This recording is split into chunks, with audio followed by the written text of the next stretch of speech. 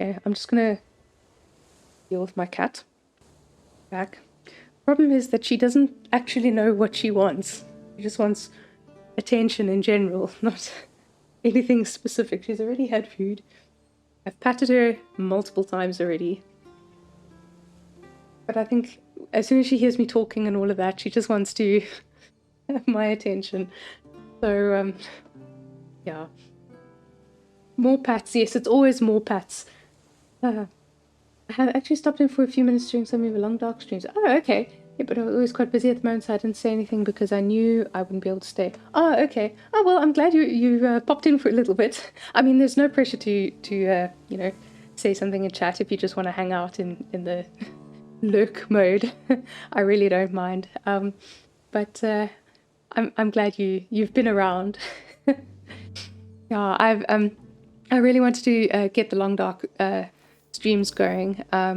Because I mean that game, I mean all games really take, you know, hours of investment to, you know, really get going. And that one I really wanted to start on the mapping and all of that sort of stuff.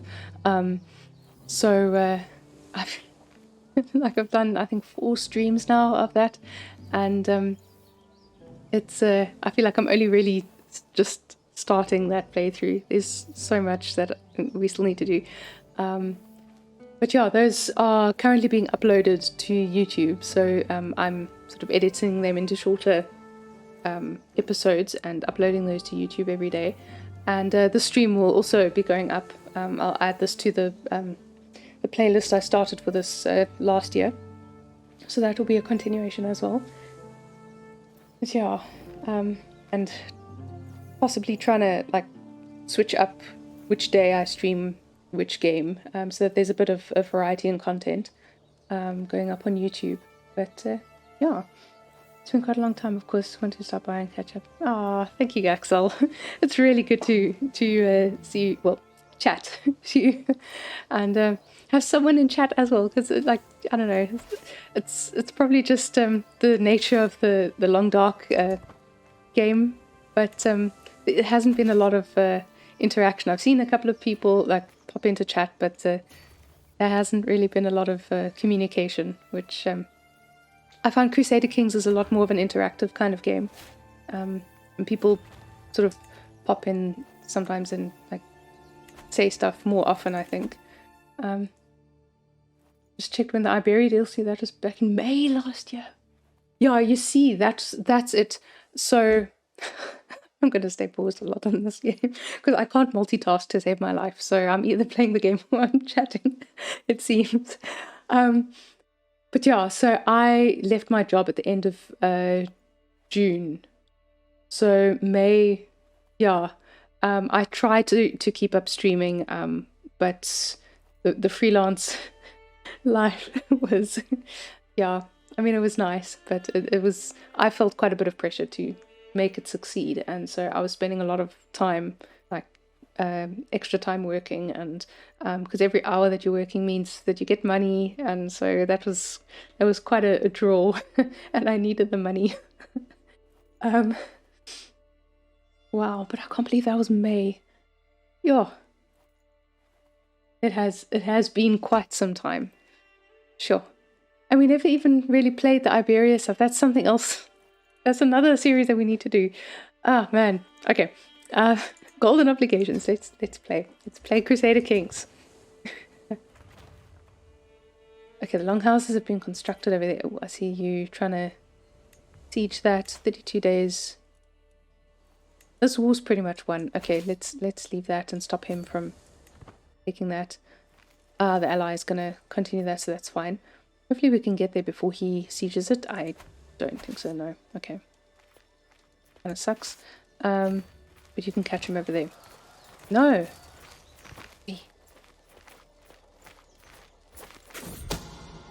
Scheme at court. Okay, Guthrothur this time. Why is everyone trying to murder people? He's heading down there. No, don't abandon. No, man. Hey, you don't need to come help. I have this. It's fine. Allies can be silly sometimes. And now where are you going? Seriously? Go out to sea to move one province over. That was weird. That felt like was a bug. I think they used to do that. I thought they patched that. Okay.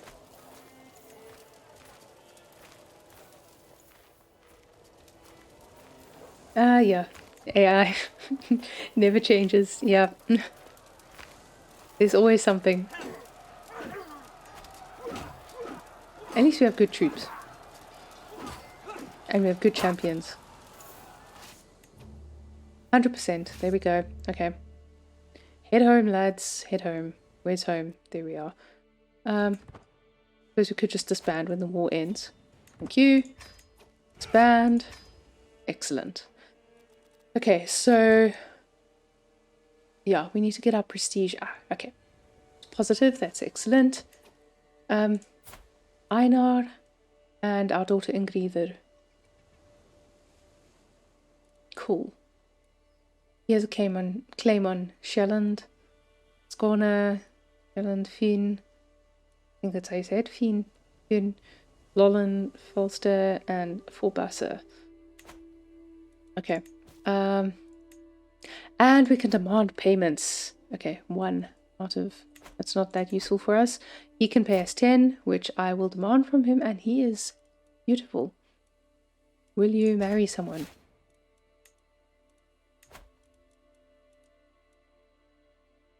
Someone who can have beautiful kids. Okay, we don't have too many women. Single ladies. Get married. Haraldr, Tangle hair. You only paid me 1. Come on, I thought you were like king of something important. Doesn't he like become king of Norway? Shame. Got leprosy. He's a drunkard. Unless he already lost his unless he already lost his claims because he's wandering, I see. Okay, I'm not going to demand 1 gold from you, that's fine. We do need to get control. You're just assisting, that's fine. You are disrupting schemes, you are collecting taxes. Yeah, that's fine. Don't need to worry about fabricating claims. That's the nice thing about being Norse. Just attack wherever you want. I think the AI can actually deploy their armies outside of their capital now, at least. Ah, yes. There's definitely been improvements that they've made with the AI. Haraldr, I remember doing a campaign playing as him. Okay, he's quite an interesting character to play as. Yeah, well, I mean, yeah, I don't know too much about history from Norway, Sweden. It's the other side of the world from me, so we don't learn about it in school or anything. But I do remember, I think it was Harold from Assassin's Creed Valhalla. I think this is the same Harold. Haraldr. I think it's him, but yeah. Also, I don't know how much of that was fiction. Oh, let's unpause. Yeah, I don't know how much of that was a fictional interpretation of stuff, or how much of it was actually historical.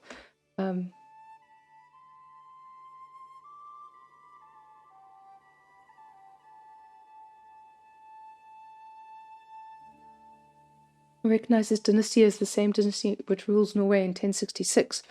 Okay. Yeah, I think I did have House Yngling. I did have a feeling that he was someone who either starts important or becomes important later on. Yeah. I mean, there's certain names that kind of, you know, I do know. I mean, I'm interested in history, so, but yeah, like Harold Hardrada and the whole Norman invasion of England, that sort of, the names associated with that. But it's not like we learn it in school or anything. The Chief Magnus of Raumsdalr. I've been corresponding with your Chancellor. New light, cool, okay. Silver tongue is shining. Hey, thank you. I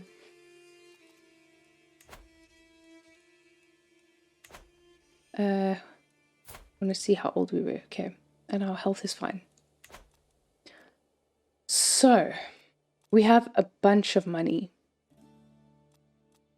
I don't like grand blotting that much. Okay, I wanted to click on that worker diligence. Missed that. We could host a feast. Do have a bit of stress. 50 gold. Why not? Guests are gathered in the great hall, lords and ladies from the near and far reaches of the realm. The mood is bright and spirits are high as the feast begins. Welcome, friends. As one plate of food is replaced by the next, my wife, High Chiefess Ingerdr, goes on and on about the blessings of family. And that was how we salvaged that mess. Are you sure I'm not boring you, my lord? Dear wife. No, please go on. One diplomacy and one learning. That's not too bad. It'll give us whole one diplomacy, so 100% increase. I think that's how that works. I don't really mind about a friendship with her. It's fine. Shame. I mean, we are sadistic, but that one diplomacy. Yay! Do we have one diplomacy? Or was that her that I gave the one diplomacy to? No. Oh, so really giving us the one and we're still at 0. That's how bad our diplomacy is. The only issue I've had with using CK3 to help teach me about history is mixing up which countries still exist and which... yeah, that is the one thing. I think, you know, starting historical starts, but yeah, the longer you play, the less historical it is. But one of the things I like about Crusader Kings is it kind of gives you the idea, at least, of how vassal management, you know, I actually read a paper about like how inheritance was thought about, and I thought that was an interesting sort of thought process of trying to understand like what a ruler in this sort of time period would have been thinking about when trying to divide their realm or conquer new territory. The thing that it emphasized was the importance of keeping your dynasty around. Like that was sort of the main concern. And so which like does kind of help give perspective of the importance that was placed on, like, so you wouldn't just necessarily go disinheriting family members all over the place or killing them or whatever for traits kind of thing. I mean, I can see that as a viable gameplay way of doing things. But like actually trying to think, like, if this dude was a real dude, what would he be thinking about having all these daughters and 2 sons? Like, what would he be trying to achieve? And the importance of family and that sort of stuff. So I think that's an interesting thing. And at least you get a sort of idea about like where different places are on the map and the names and that sort of stuff. I just wish it showed more of Africa. Because I was playing over here in Socotra. That was quite interesting. It's a little interesting place to start as. But like there was so much trade and stuff that was happening. There's things all over the place here. Someone threw up, I think. Yeah. I don't want to gain stress. I'll do that. But like this was a sort of high trade area, you know, maybe a little bit later than the 800s. Cool, feast's over. And by the sort of 1000, you know, to 1280, they... No! Died in childbirth. No! At least it wasn't the Rurikid one. She did not deserve that, indeed. But yeah, that's something that I'm starting to read about, and because I'm also studying at the moment, and one of the modules that I'm taking this year is Iron Age, African Iron Age, which starts, I believe, around like 600 or 800 AD, and goes all the way up until like the 17th century or something. Like it basically goes into the colonial period, and this area, like from just south of where this border is, to Indonesia, was a major sort of trading hub, and ended up going to China and all of that. And it's not like stuff is known about that region, so it's not as though the world sort of ends here, which is kind of unfortunate that the game doesn't simulate anything from down there. So that's something I wish they would add. And also, I mean, since all of this is here, I hope that they do have a Africa DLC at some point. But yeah, this is very Eurasia centered, shall we say? I suppose, yeah, like China is here. Yeah, it does go all the way. It's just Japan that's off the coast, isn't it? I must admit I don't know too much about where. So China isn't actually on here either. Poland's current borders are very different than what I thought playing CK3. Yeah, I think if you want to have a better understanding of current sort of borders of countries, or more up-to-date borders, Europa Universalis is a better example. Yeah, because that starts 1444, I think. There's a CK3 module that expands to all of Asia. Ooh. Hey, I have seen that there are some map conversion mods. There's even one that adds the Americas as well. So yeah, like I haven't modded this at all. So that is definitely something I could look into. But yeah, because it is very like this is a certain part of the world. There's a lot more of the world than just this. But yeah, anyway. So who was that died? Ingridr. Signy, she didn't get strong, which sucks. Where are you? You are located in our capital. Okay, that's great. Can we educate you?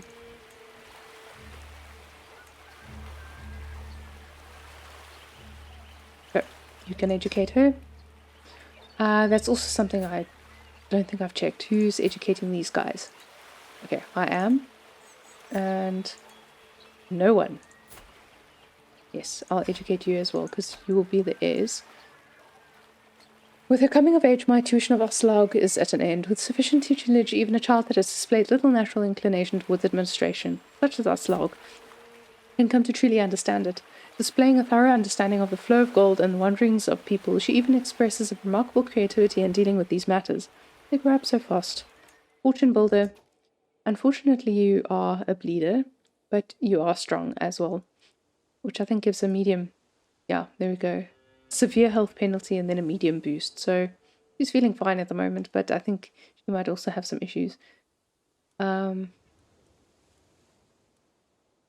you married yet? No, you're betrothed. You can get married though. And that is our Dublin alliance. Okay, that's... yes. But we could potentially press his claims, I think. Let's see. So, Dublin. You there. Yes. 375. He's got 4,000 troops. Who's his ally? Sweden. Got 2,000. He is in a war. Toro Kjotveson. Oh, I mustn't forget about my tea. It's getting cold. At least it looks like the child survived after the birth. Very sad to have a daughter die in childbirth. Yeah, no. It's and especially like I find it so sad when the character actually had a good relationship with their child and they die. It's, you know, then they have the whole grieving thing, and yeah, it's quite sad. But yeah, at least she did survive, little red-headed Signy. If you've enjoyed this content, please leave a like or subscribe and leave a comment, and come join us for a stream sometime at twitch.tv/YavielGreenleaf. Thanks for watching.